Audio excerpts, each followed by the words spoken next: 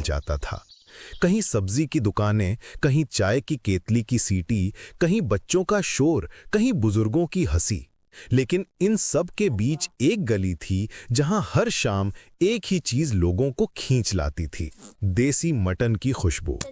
गली के कोने पर एक पुराना सा ठेला था। ठेले के पीछे खड़ा होता था एक पतला दुबला आदमी। नाम था उसका लल्लन मियाँ। चेहरे पर थकान, आंखों में उम्मीद और हाथों में स्वाद। सुबह का समय था। लल्लन अपने छोटे से कमरे में बैठा था। सामने पुराने बोरसी पर चाय उबल रही थी। कमरा छोटा था, दीवारें टूटी फूटी, लेकिन एक कोने में साफ सुथरी रखी मसालों की डिबियां उसकी दुनिया थीं। बेटा, आज भी बाजार जा रहे हो? हाँ माई, और क्या करेंगे? ठेला नहीं लगाऊंगा तो चूल्हा कैसे चलेगा? तेरे अब्बा होते तो तुझे इस हाल में नहीं देखते। वही तो तुझे देसी मटन बनाना सिखाए थे।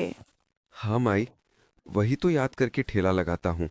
उनका हाथ नहीं, उनका स्वाद अभी भी साथ है।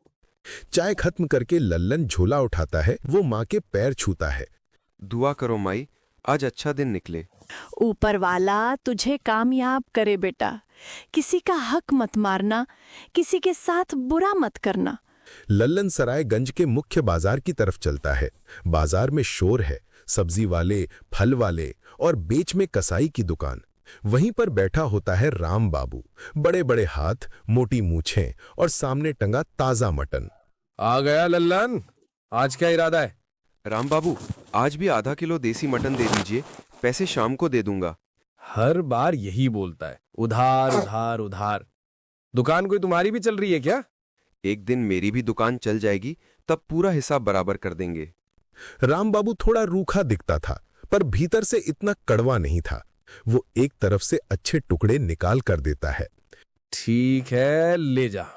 लेकिन सुन, अगर आज भी पैसे पूरे नहीं लाया तो कल से मटन नहीं मिलेगा। फिर कोई और तरीका देखना पड़ेगा। ठीक है राम बाबू, आज लोग खुश होकर खाएंगे, पैसे भी आएंगे।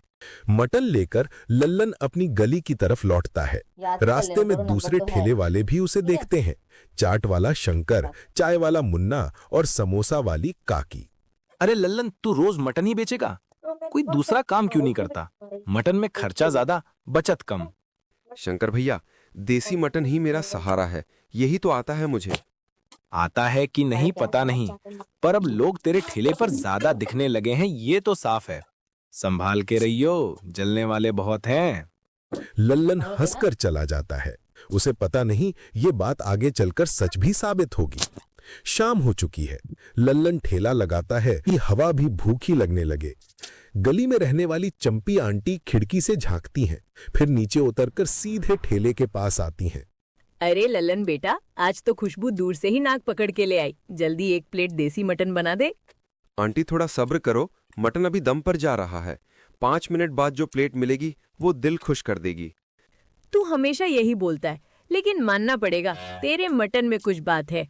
इधर 2-3 छोटे बच्चे भी आ जाते हैं। भैया, एक छोटा सा टुकड़ा दे दो ना, बस चखने के लिए।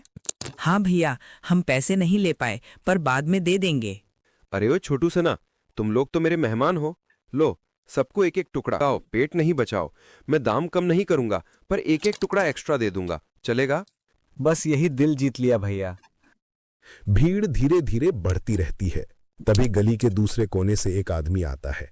वो किसी आम ग्राहक जैसा दिखता है, पर उसके चलने में एक अलग तरह की आत्मविश्वास था। एक प्लेट देसी मटन देना, जी, अभी देता हूँ। पर वो वाला हिस्सा देना जो तुम अपने लिए बनाते हो। हैरान होकर आदमी की तरफ देखता है। आपको कैसे पता कि मैं अपने लिए अलग बनाता हूँ?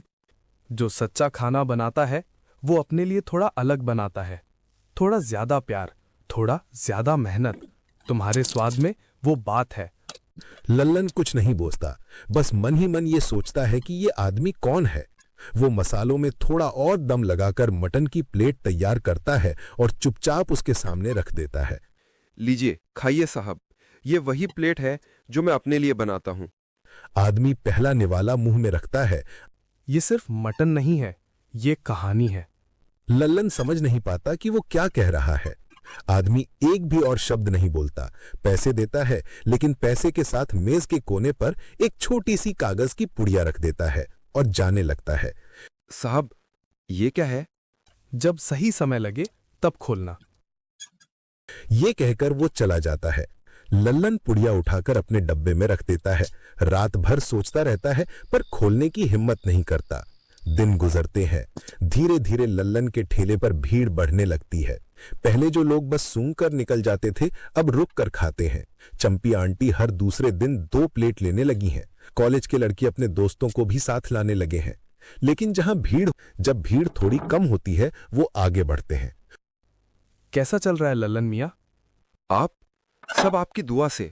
लोग अब ज्यादा आ रहे हैं, पर मैं अभी भी समझ नहीं पाया आप हैं कौन?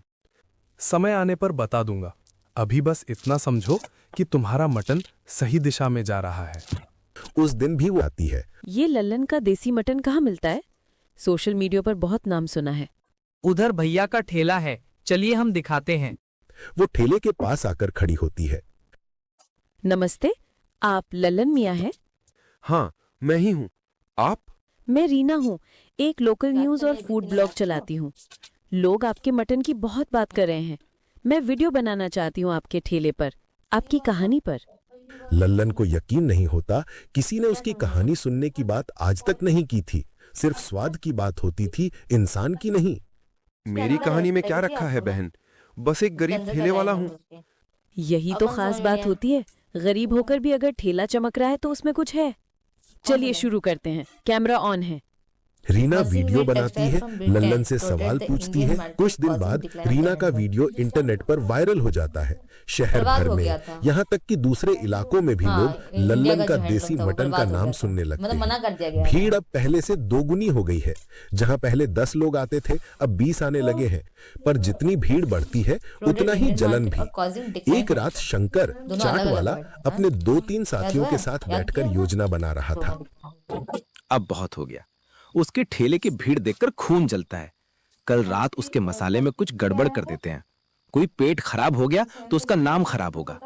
ये ठीक नहीं है शंकर, खाने में छेड़छाड़ पाप होता है। पाप हो या पुण्य, धंधा बचना चाहिए। अगली रात जब लल्लन ठेला समेटकर घर चला जाता है, शंकर चुपके से उसके मसालों वाली डिब्बियों के पास जाता है। एक डिब्बी में कुछ अजीब सा पाउडर डाल देता है। अगले दिन सुबह ठेला लगाने से पहले लल्लन माँ के कमरे में जाता है। माई, आज लगता है बहुत भीड़ होगी। वीडियो का असर दिख रहा है। बस बेटा, ये भीड़ तेरी नेक नियत के साथ बनी रहे। ठेला लग जाता है। भीड़ आज वाकई बहुत है। थोड़ी देर बाद रहस्यमय आदमी फिर आता है। वो हमेशा की तरह शांत चेहरे से ठेले के पास आकर खड़ा हो जाता है। आज तो बहुत भीड़ है। हाँ साहब, वीडियो का असर है।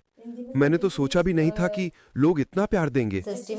आज एक बात बताऊं, पहले वो पुड़िया खोल लीजिए जो मैंने दी थी। लल्लन चौंक जाता है। वो अपने बक्से से वो छोटी पुड़िया निकालता है। चिट पर लिखा होता है, ये मेरी बनाई हुई एक खास नमक मसाला मिक्स है। बहुत हल्का है पर स्वाद बढ़ा देगा, ज्यादा मत डालना। रहस्यमय आदमी मुस्कुराता है। मैंने पहले दिन ही समझ लिया था कि तुम्हारे मटन में कुछ कमी नहीं, बस थोड़ा और निखार चाहिए। लेकिन ध्यान रखना, कभी किसी को अपने मसाले के पास आने मत देना। इधर जैसे ही लल्लन मसाला निकालता है, उसे अचानक कुछ गड़बड़ी दिखती है। उसके दूसरे डिब्बे की खुशबू बदली हुई है। ये क्या? इस डिब्बे से अजीब सी गंध क्यों आ रही है? रहस्यमय आदमी डिब्बे को सूंघता है और तुरंत समझ जाता है, किसी ने इसमें कुछ मिलाया है। अगर ये मसाला मटन में जाता तो लोगों का पेट खराब हो सकता था। लल्लन घबरा जाता है। उसके दिमाग में शंकर का ताना घूमने लगता है। मतलब कोई मुझे बदनाम करना चाहता था। हाँ, और अगर आज तुमने ध्यान नहीं दिया होता तो पुलिस, मीडिया सब तुम्हारे खिलाफ हो जाते।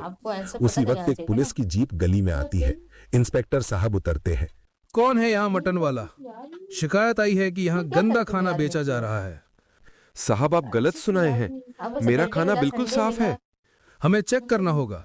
अगर कुछ गड़बड़ मिली, ठेला जब्त हो जाएगा। इंस्पेक्टर साहब, मैं मुंबई का एक शेफ हूँ। आप चाहे तो मैं भी खाना चेक कर सकता हूँ, और ये डिब्बे भी। तुम कौन होते हो बीच में बोलने वाले?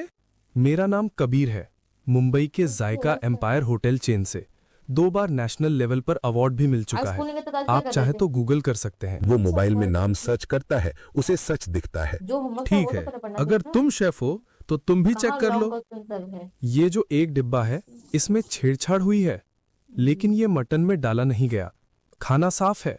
अगर आप गली वालों से पूछेंगे तो आपको पता चलेगा कि लोग इस मटन को कितना पसंद करते हैं। चंपी आंटी तुरंत आगे आती है। इंस्पेक्टर साहब, ये ललन हमारा बेटा जैसा है। सालों से खा रहे हैं इसका मटन, एक बार भी किसी को परेशानी नहीं हुई। झूठी शिकायत होगी। कॉलेज के लड़के भी आगे आ जाते हैं।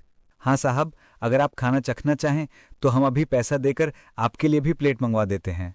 नहीं भाई, नमूना चखने के लिए मुझे इतने लोगों की जरूरत नहीं, लेकिन लगता है यहाँ सच में लोग इस ठेले को मानते हैं। इंस्पेक्टर जाते जाते कहता है, साफ